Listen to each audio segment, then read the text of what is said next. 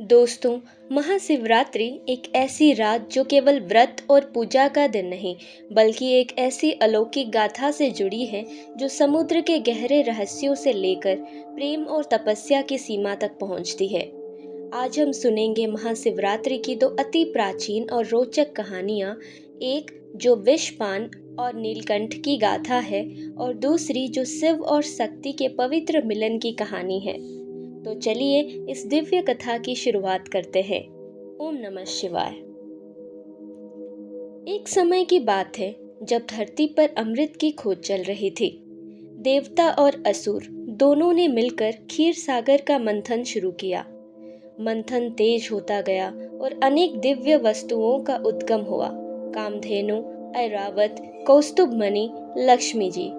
मगर तभी अचानक समुद्र के गहरे सतह से एक भयंकर विष हलाहल निकल पड़ा। ये विष इतना प्रचंड था कि सिर्फ उसके स्पर्श से ही जीव जंतु मरने लगे, वनस्पति जलने लगी और समस्त सृष्टि नाश के कगार पर आ गई। देवता और असुर दोनों घबरा गए। इंद्र बोले, अगर ये विष फैल गया तो कोई भी जीवित नहीं बचेगा। ब्रह्मा जी बोले, सिर्फ एक ही है जो इस विनाश से हमें बचा सकता है, वो है भगवान शिव। सभी देवता कैलाश पर्वत की ओर भागे, जहां भगवान शिव गहन तपस्या में लीन थे। उन्हें देखकर सभी विनम्र हो गए और हाथ जोड़कर प्रार्थना की, हे महादेव, सृष्टि के रक्षक, कृपया हमें इस विष से बचाएं। भगवान शिव अपनी तपस्या से उठे। उनकी आंखों में शक्ति थी, उनके मस्तक पर चंद्रमा की शीतलता और उनके हृदय में अनंत दया थी। वे बोले, यदि ये विष सृष्टि को नष्ट कर सकता है तो मुझे इसे अपने अंदर समाना होगा। और फिर महादेव ने बिना किसी भय के उस विष का ग्रहण कर लिया। जैसे ही विष उनके कंठ तक पहुंचा, उनका कंठ नीला पड़ गया। देवता घबरा गए, पर भगवान शिव अपनी अद्भुत शक्ति से उसे गले में ही स्थिर कर लिया और नीचे नहीं उतरने दिया। इसी वजह से उनका नाम नीलकंठ पड़ा। सृष्टि बच गई, विष का संहार हो चुका था। देवताओं ने आनंदित होकर शिव की महिमा का गुणगान किया और यही पवित्र रात महाशिवरात्रि के रूप में मनाई गई। अब चलते हैं दूसरी कहानी के ओर, शिव और पार्वती का पवित्र मिलन।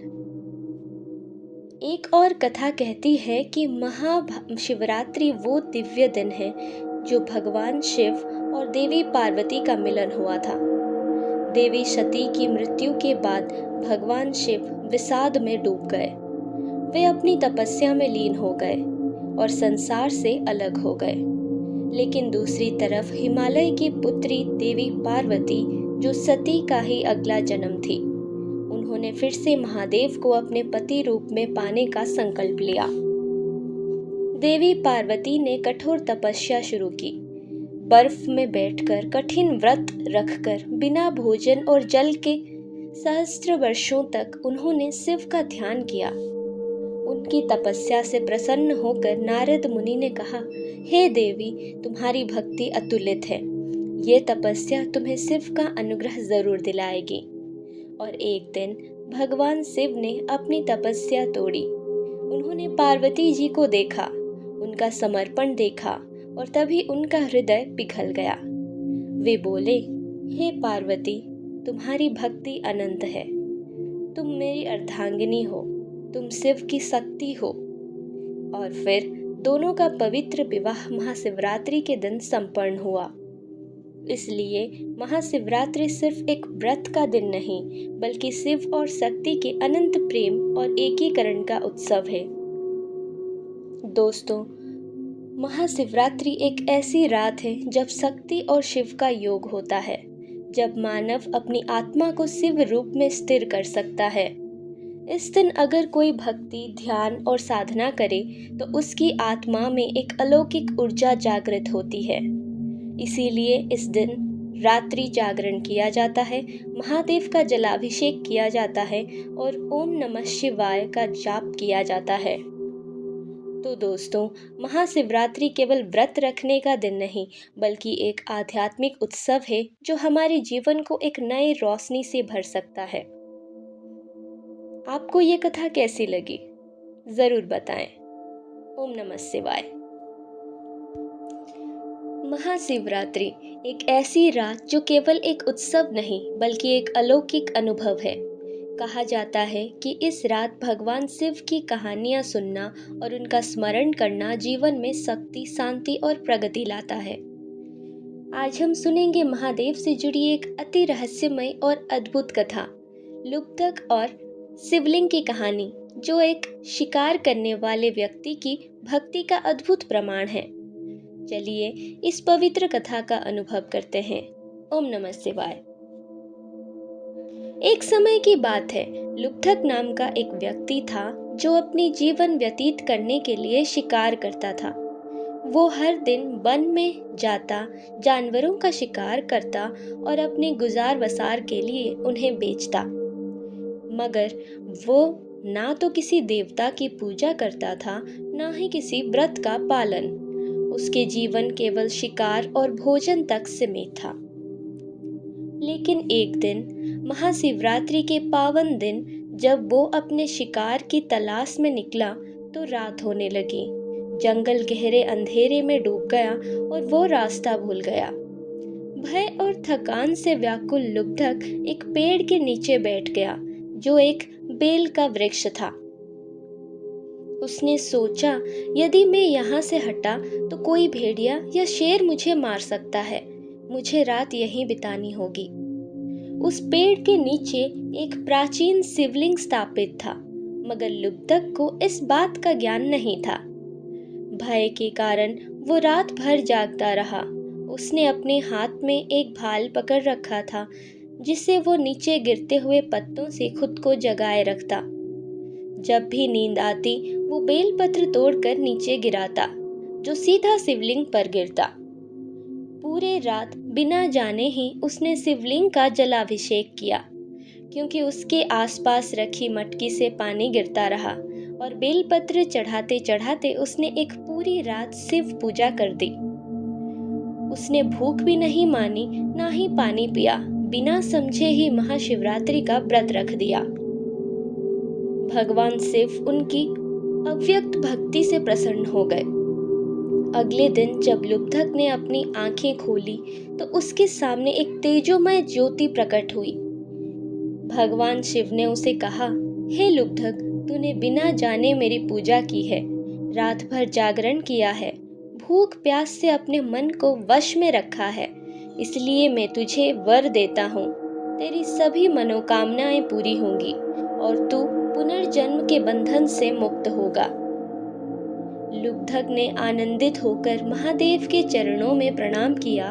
उस दिन से वो शिकार छोड़कर शिव भक्ति में लीन हो गया और उसके जीवन में सुख शांति आ गई। और यही से महाशिवरात्रि जागरण, व्रत और शिवलिंग पर बेलपत्र चढ़ाने की परंपरा का आरंभ हुआ। दोस्तों, इस कथा का अर्थ ये है कि भक्ति का कोई नियम नहीं होता। कोई भी चाहे वो ज्ञान रखता हो या नहीं, यदि भक्ति के भाव से भगवान शिव को स्मरण करता है तो महादेव उसकी रक्षा करते हैं, उसको मुक्ति देते हैं और उसके जीवन को आनंद से भर देते हैं। महाशिवरात्रि के दिन रात भर जागने का, शिवलिंग पर जल अर्पित करने का और बेलपत्र चढ़ाने का जो महत्व है, वो इसी कहानी से प्राप्त होता है। तो दोस्तों, अगर आप भी महाशिवरात्रि पर महादेव की पूजा करें, उनका स्मरण करें और उनका नाम लें, तो शिव की कृपा आप पर भी बनी रहेगी। ओम नमः शिवाय। एक समय की बात है, स्वर्ग लोक में सुंदर चंद्रदेव का रूप और तेज अनन्य था। उनकी रोशनी से पृथ्वी प्रकाशित होती थी, समुद्र की लहरें उछलती थी और रात एक अनोखी शोभा से भर जाती थी। लेकिन चंद्रदेव को अपनी सुंदरता और तेज का घमंड था। उन्होंने 27 नक्षत्र कन्याओं से विवाह किया, जो दक्ष प्रजापति की पुत्रियां थी, मगर उन्हें सिर्फ एक ही पत्नी रोहिणी अधिक प्रिय थी। बाकी 26 पत्नियां उदास थी, क्योंकि चंद्रदेव उनकी ओर ध्यान नहीं देते थे। उन्होंने अपने पिता दक्ष प्रजापति से शिकायत की। दक्ष ने अपने समाधि दृष्टि से इस सच्चाई को देखा और क्रोध से भर गए। उन्होंने चंद्रदेव को श्राप दिया, हे चंद्र, तुमने मेरे अन्य पुत्रियों का अपमान किया है। मैं तुम्हें श्राप देता हूँ कि तुम धीरे धीरे क्षय को प्राप्त होते जाओगे। तुम्हारे तेज छीन लिया जाएगा और तुम निर्बल हो जाओगे।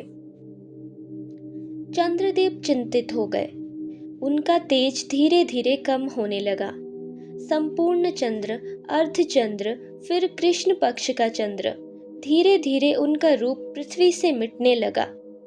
चंद्रदेव भय से ब्रह्मांड के सभी देवताओं के पास गए, मगर कोई उनका श्राप नहीं मिटा सका।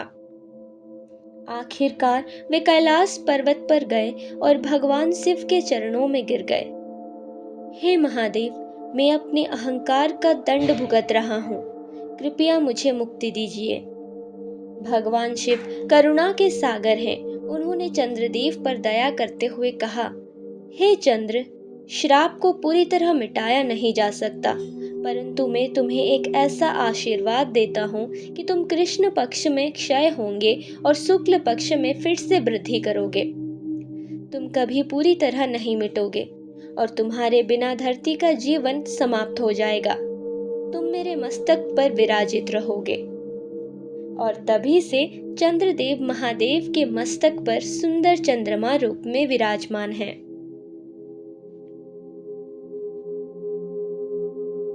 एक समय की बात है, राजा भागीरथ ने अपने पूर्वजों को मोक्ष के लिए मां गंगा को पृथ्वी पर लाने का संकल्प किया। वे तप करने लगे। ब्रह्मा जी प्रसन्न हुए और गंगा को स्वर्ग से पृथ्वी पर भेजने को तैयार हो गए। मगर गंगा का वेग इतना प्रचंड था कि यदि वे सीधा पृथ्वी पर गिरती तो पूरा धरती विध्वंस हो जाता। तब भागीरथ ने महादेव की स्तुति की। शिव जी ने करुणा से अपनी जटा खोली और जब गंगा स्वर्ग से नीचे गिरी तो महादेव ने अपनी जटाओं में उसे समा लिया। जब गंगा शिव की जटाओं में विराजमान हो गई, तब से शांत हो गई और फिर एक कोमल धारा के रूप में धरती पर बही। इस तरह भागीरथ की तपस्या सफल हुई। गंगा पृथ्वी पर आई और महादेव की दया से धरती का समर्थन बन गई। इसलिए शिव जी को गंगाधर भी कहा जाता है। एक बार भस्मासुर नाम का एक राक्षस था जो महादेव का अति भक्त था। उसने कठोर तपस्या की और भगवान शिव को प्रसन्न किया। शिव जी उसकी भक्ति से प्रसन्न होकर बोले, मुझसे जो चाहो वर मांग लो। भस्मासुर चालाक था। उसने कहा, हे महादेव, मुझे ऐसा वरदान दीजिए कि जिसे भी मैं हाथ रखूं वो तुरंत भस्म हो जाए। शिव जी ने बिना विचार किए वर दे दिया, लेकिन भस्मासुर को अहंकार आ गया। उसने सोचा कि अगर महादेव को ही भस्म कर दूं तो मैं अनंत शक्तियों का स्वामी बन जाऊंगा, और वो भगवान शिव के पीछे भागा। शिव जी भी भूले भटके नहीं थे। वे तुरंत विष्णु जी के पास गए और उनसे सहायता मांगी। विष्णु जी मोहिनी रूप धारण करके भस्मासुर के सामने प्रकट हो गए। उनका सुंदर रूप देखकर भस्मासुर मोहित हो गया। मोहिनी रूप ने कहा, अगर तुम मुझसे विवाह करना चाहते हो तो पहले मेरी एक विद्या सीखनी होगी, योग और नृत्य। भस्मासुर मान गया।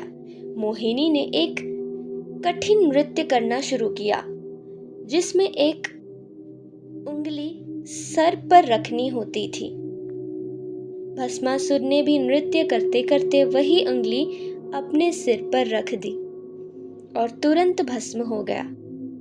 भगवान शिव हमेशा अपनी दया और भक्तों की भक्ति का सम्मान करते हैं, मगर बुद्धिहीनता का समर्थन नहीं करते। इस कथा से ये सीख मिलती है कि अहंकार हमेशा इंसान को उसके अंत तक ले जाता है। महाशिवरात्रि सिर्फ एक पूजा का दिन नहीं बल्कि महादेव के ज्ञान, दया और शक्ति का अनुभव करने का अवसर है। शिव भक्ति करने से मानव अपने जीवन के अंधकार को मिटाकर एक नए ज्ञान और प्रकाश की ओर बढ़ सकता है। अगर ये कहानियाँ आपको पसंद आई हो तो लाइक करें, शेयर करें और हमारे चैनल को सब्सक्राइब करें ताकि आपको ऐसे ही आध्यात्मिक और रोचक कथाएं सुनने को मिलती रहे। हर हर महादेव। एक समय की बात है, काशी की पवित्र धरती पर एक घनेरी रात छाई थी। चांदनी भी जैसे भोलेनाथ के दर्शन के लिए तरस रही थी। मंदिरों के घाटों पर शांति थी, लेकिन देवलोक में एक छिपा हुआ संकट था। ब्रह्मा जी, जो सृष्टि के रचयिता थे, उनकी अहंकार भरी वाणी चारों ओर गूंज रही थी। मैं सृष्टि का जन्मदाता हूँ, मैं सबसे श्रेष्ठ हूँ। ये सब स्वर्गलोक तक पहुंच गए। विष्णु जी ने समझाने की कोशिश की, लेकिन ब्रह्मा जी अपने ज्ञान और शक्ति का घमंड कर बैठे थे। तभी एक तेजोमय प्रकाश फूटा। महादेव, जो सदा सन्यासी और करुणामय है, वे स्वयं प्रकट हुए। लेकिन ब्रह्मा जी की अहंकारी दृष्टि उनके महत्व को पहचान नहीं पाई। उन्होंने महादेव का अपमान किया और इसी अपमान से शिवजी के भव्य मुख से एक विकराल रूप निकला, काल भैरव। उनका रूप ऐसा कि समस्त लोक कंपित हो उठे। उनकी आंखें रक्त ज्वाला की तरह जल रही थी। हाथों में त्रिशूल और डमरू की ध्वनि से समय कांप उठा। एक ही पल में वे ब्रह्मा जी के समक्ष आ गए। भैरव का तेज देखकर ब्रह्मा जी का ज्ञान भी कांप उठा, लेकिन तब तक देर हो चुकी थी। काल भैरव ने अपनी दिव्य शक्ति से ब्रह्मा जी के पांचवें सिर को अपने नख से अलग कर दिया। एक भयंकर शक्ति का प्रकोप देखकर देवता भी कांप उठे। विष्णु जी ने शांति की प्रार्थना की। तभी शिवजी ने काल भैरव को शांत किया और उनका नाम रखा काशी के रक्षक भैरवनाथ। काल भैरव ने अपना पाप धोने के लिए काशी की भूमि पर प्रवेश किया और वहां वे सदा के लिए शक्ति को प्रतीक बन गए। काशी नगरी के रखवाले जो पाप और पुण्य का न्याय करते हैं। जब भी तुम काशी जाओ तो काल भैरव के मंदिर में जाकर उनकी कृपा प्राप्त करो, क्योंकि शिव ही शाश्वत है और उनका रूप हमेशा अपने भक्तों का कल्याण करता है।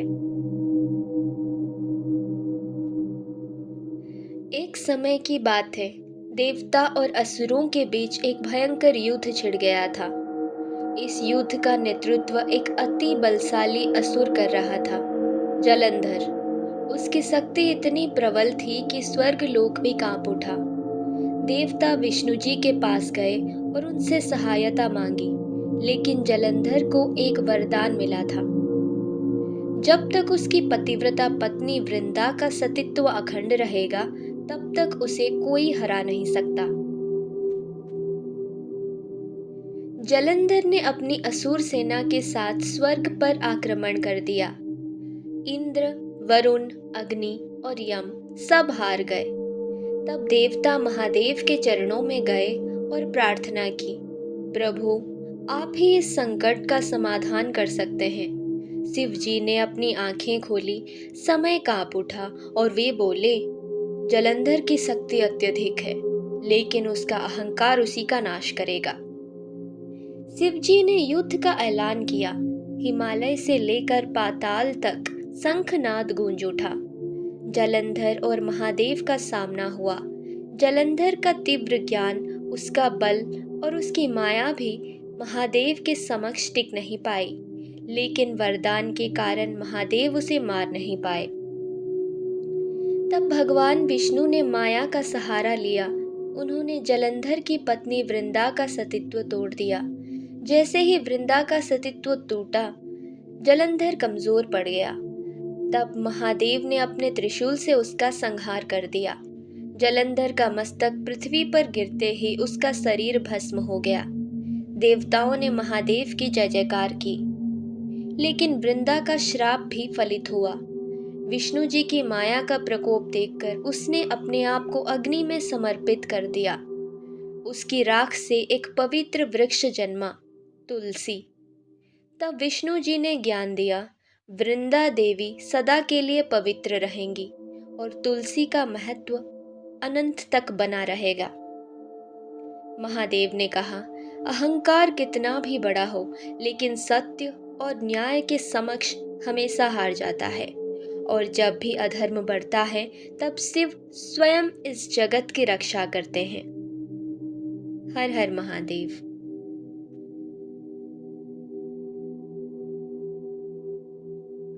एक समय की बात है, लंका का सम्राट रावण अपनी शक्ति और ज्ञान के घमंड में डूबा हुआ था।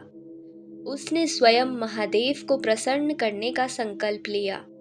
हिमालय की ऊंची चोटी पर जाकर उसने कठोर तपस्या शुरू की, इतनी कठिन कि हर दिन अपना एक सिर काटकर शिवलिंग के समक्ष अर्पण कर देता।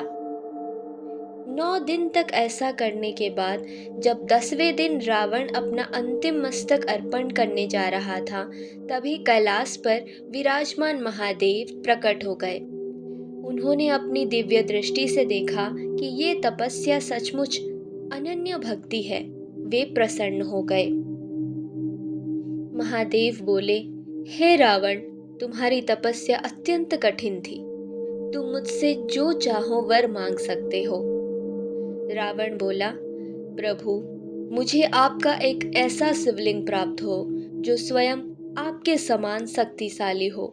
जो भी इसे पूजे उससे अनंत शक्ति मिले। महादेव बोले, तथास्तु।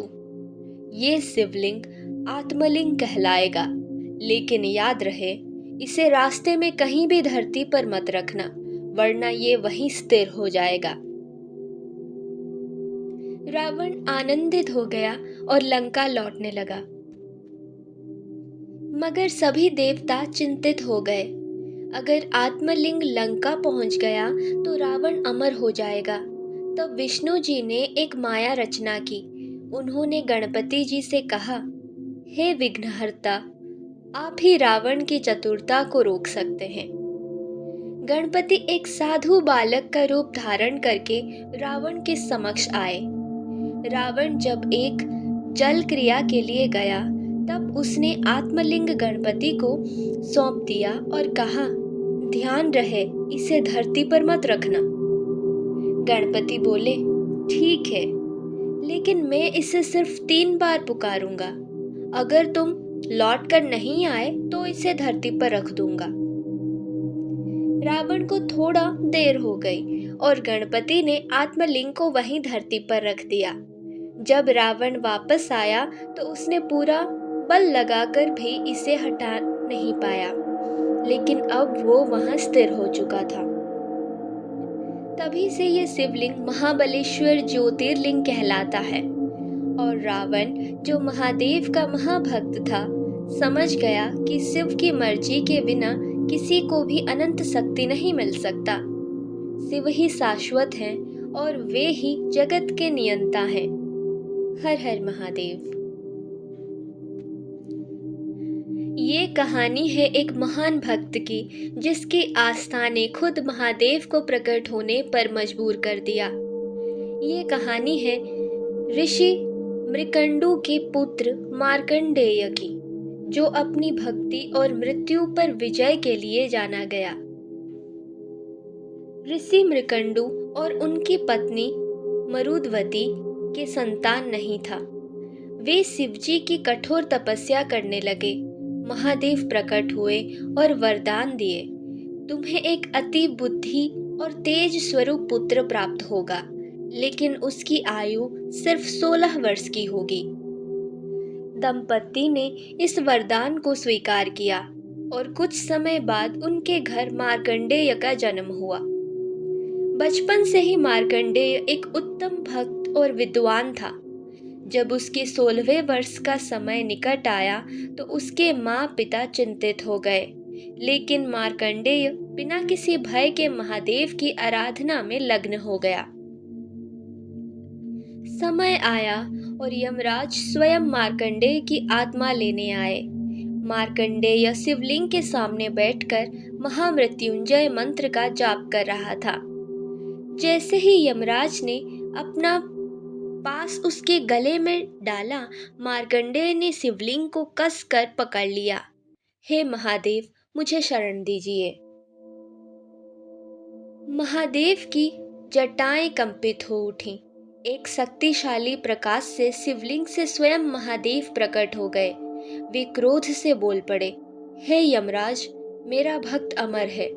जो मेरा शरण में है उसकी मृत्यु का अधिपति सिर्फ मैं हूँ। महादेव ने अपने त्रिशूल से यमराज पर प्रहार किया। यमराज मूर्छित हो गए।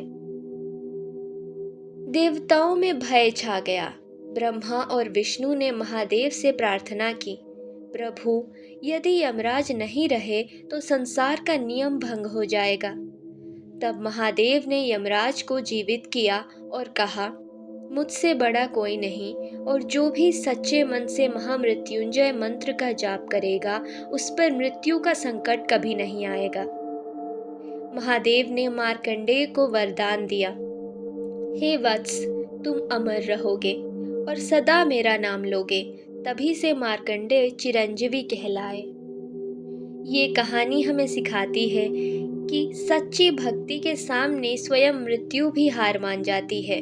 जो महादेव की शरण में है उसे कोई भय नहीं। हर हर महादेव।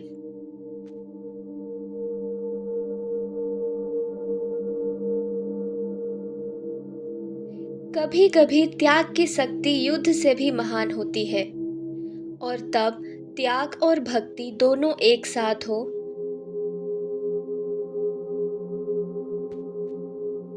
तब स्वयं महादेव भी उस भक्त के चरणों में झुक जाते हैं। आज की कहानी है एक ऐसे महान ऋषि की जिन्होंने अपनी ही अस्थियां दान करके देवताओं को असुरों से बचाया। ये कहानी है ऋषि दधीची की। समुद्र मंथन के बाद वज्र नामक एक अति शक्तिशाली अस्त्र देवताओं के पास था, जो इंद्र के हथियार के रूप में जाना जाता था। मगर एक समय आया जब असुरों का अत्याचार इतना बढ़ गया कि देवता भी उनके सामने असहाय हो गए। उनका मुख्य शत्रु था वृत्रासुर, एक ऐसा असुर जिसे किसी भी सामान्य अस्त्र या शस्त्र से मारा नहीं जा सकता था। उसका विनाश सिर्फ एक ऐसे हथियार से हो सकता था जो किसी महान तपस्वी के हड्डियों से बना हो।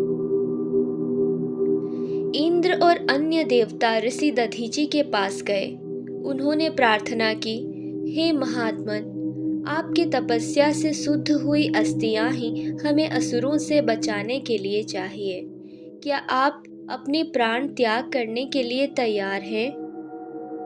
ऋषि दधीची मुस्कुराए। उन्होंने बिना किसी संशय के कहा, मुझसे बड़ा सुखी और कौन हो सकता है कि मेरे शरीर से बना अस्त्र धर्म की रक्षा करेगा। अपने योग बल से ऋषि दधीची ने अपनी आत्मा को महादेव के चरणों में समर्पित कर दिया। उनके शरीर की हड्डियों से एक अति दिव्य अस्त्र बनाया गया, जो था वज्र। इस वज्र से इंद्र ने वृत्रासुर का संहार किया और एक बार फिर धर्म की विजय हुई। महादेव ने अपने दिव्य दर्शन देते हुए कहा, जो भी सच्चे मन से समर्पित भक्ति करेगा और अपनी जीवन की सबसे बड़ी वस्तु तक त्याग कर सकेगा, वो अमर हो जाएगा। तभी से ऋषि दधीची का नाम त्याग और बलिदान का प्रतीक बन गया। हर हर महादेव।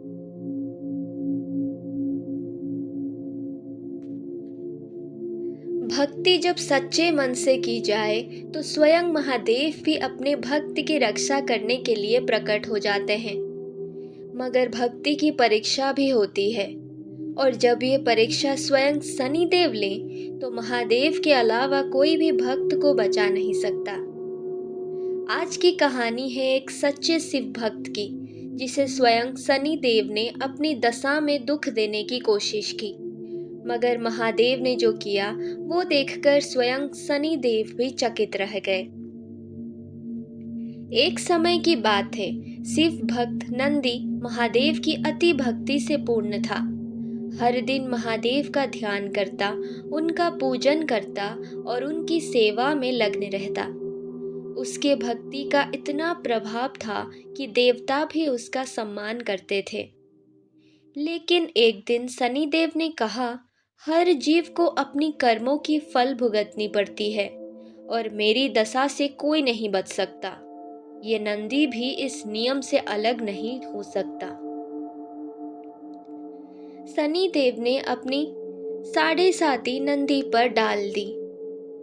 उस दिन से नंदी के जीवन में कठिनाइयां आनी शुरू हो गई। उसकी भोजन की व्यवस्था खत्म हो गई, दोस्तों ने साथ छोड़ दिया, शरीर रोगी होने लगा। मगर उसने महादेव की भक्ति नहीं छोड़ी। हर दिन वही तपस्या, वही आराधना। जब शनिदेव ने देखा कि नंदी पर दुख का कोई प्रभाव नहीं हो रहा, तो उन्होंने स्वयं नंदी के समक्ष प्रकट होकर कहा, हे नंदी, क्या तुझे दुख नहीं हो रहा? मैं तो तुझे भयंकर कष्टों में डाल रहा हूँ। नंदी बोला, हे शनिदेव, मैं सिर्फ महादेव की भक्ति में लग्न हूँ। मुझे कौन सुख दुख दे रहा है इसका मुझे कोई भान नहीं। शनिदेव चकित हो गए। उन्होंने महादेव से प्रार्थना की, हे महादेव, आपके भक्त की शक्ति दिखिए, ये मेरी दशा से भी प्रभावित नहीं हो रहा। तब महादेव ने मुस्कुराकर कहा, हे शनि, जो सच्चे मन से मेरी भक्ति करता है उस पर किसी ग्रह का प्रभाव नहीं पड़ता। भक्ति से बड़ा शस्त्र कोई नहीं होता। तभी से कहा जाता है कि जो शिव जी के सच्चे मन से आराधना करता है उस पर शनि की महादशा भी प्रभाव नहीं डाल सकती। तो याद रखो, जब जीवन में कठिनाइयां आए, जब शनि की दशा लगे, तो महादेव की भक्ति में लग्न रहो, क्योंकि जो उनके शरण में आता है उसे कोई कष्ट नहीं छू सकता। हर हर महादेव।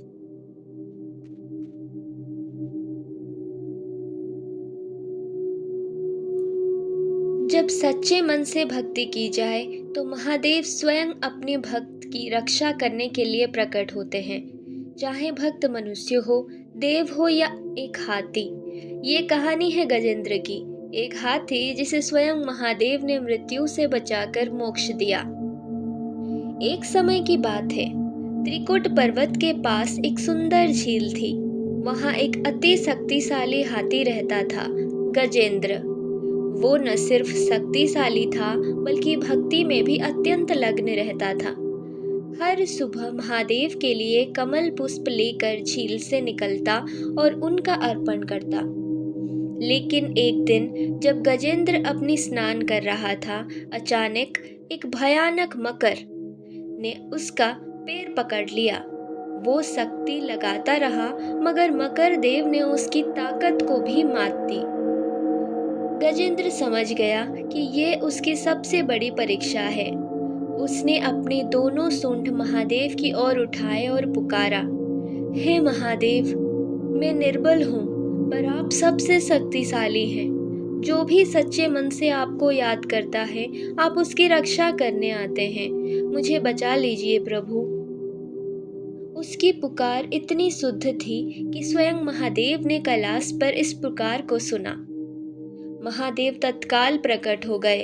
उन्होंने अपने त्रिशूल से उस भयानक मकर का संहार किया और गजेंद्र को उसके पंजों से मुक्त कर दिया। महादेव ने उसे कहा, हे गजेंद्र, तेरी भक्ति सच्ची है। तू सिर्फ एक हाथी नहीं, एक महान आत्मा है। आज से तू मोक्ष को प्राप्त करेगा। और उसी क्षण गजेंद्र का रूप एक दिव्य प्रकाश में विलीन हो गया। महादेव की कृपा से उसने जन्मों जन्मांतर के बंधनों से मुक्ति पा ली। तो याद रखिए, भक्ति और विश्वास अगर सच्चे हैं तो महादेव स्वयं अपने भक्त की रक्षा करने के लिए प्रकट होंगे। बस मन में निर्बल भक्ति हो। हर हर महादेव। एक समय की बात है। असुरों के 3 भयंकर राजा थे, तारकाक्ष, कमलाक्ष और विद्युन्मली। इन्होंने कठोर तपस्या की और ब्रह्मा जी से एक वरदान मांग लिया।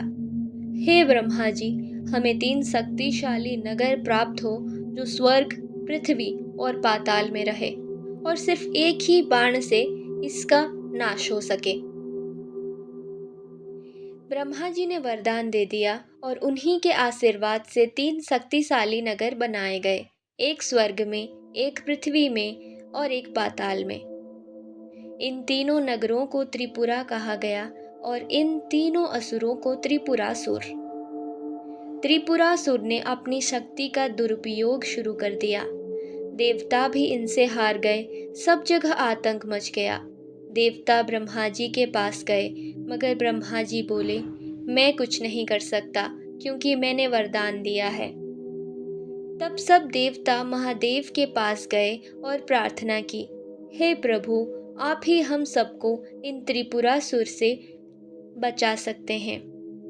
महादेव ने मुस्कुराकर कहा, जब समय आएगा तब एक ही बाण में त्रिपुरा का अंत होगा। महादेव ने एक दिव्य रथ बनाया। इस रथ के चक्र सूर्य और चंद्र बने। रथ का धनुष उनकी जटा बनी और विष्णु जी स्वयं रथ के सारथी बने। फिर वो समय आया जब त्रिपुरासुर एक ही रेखा में आए। महादेव ने अपना महादेवास्त्र उठाया, एक ऐसा तीर जो एक बार छूटा तो वापस नहीं आएगा। महादेव ने मुस्कुराकर त्रिपुरासुर की ओर देखा और तीर छोड़ दिया। एक एक क्षण में त्रिपुरा जलकर राख हो गया। तीनों राक्षसों का अंत हो गया। स्वर्ग, पृथ्वी और पाताल सब निश्चिंत हो गए। देवताओं ने महादेव की जय जयकार की। तो याद रखो, अधर्म कभी भी ज्यादा समय टिक नहीं पाएगा। जब भी अधर्म अपनी सीमा पार करेगा, तब स्वयं महादेव अपना अस्त्र उठा लेंगे। हर हर महादेव।